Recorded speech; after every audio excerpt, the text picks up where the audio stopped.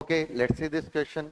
For a series LCR circuit, R की value हमें दी हुई है कितनी 100 ओम, L की वैल्यू दी हुई है 0.5 मिली हेनरी, कैपेसिटेंस दी हुई है 0.1 पिको फेरेट मतलब 10 की power -12, connected across 220 volt 50 hertz, AC supply, frequency दे रखी है 50 हर्ट्ज मतलब omega is nothing but 2 pi F मतलब ओमेगा कितना हो गया 100 पाई।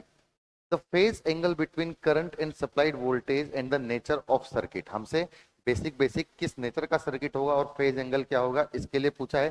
तो मैं बेसिकली यहाँ पर जो कंसेप्ट हम लोग यूज करेंगे that is basics of AC circuits. AC circuits के बेसिक्स हम लोग यहाँ पर यूज करने वाले हैं।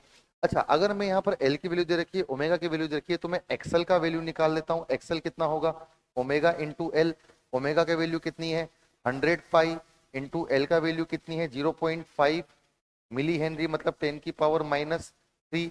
दो जीरो से यहाँ पर ये -1 बार कैंसिल आउट हो गया मतलब कि एक्सएल का वैल्यू आ जाएगा 0.05 पाई, 0.05 पाई।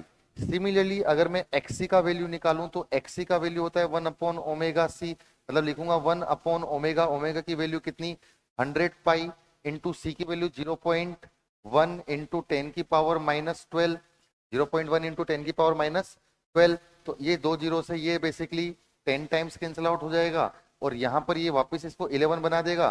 तो एक्सी की वैल्यू हो जाएगी 10 की पावर 11/पाई।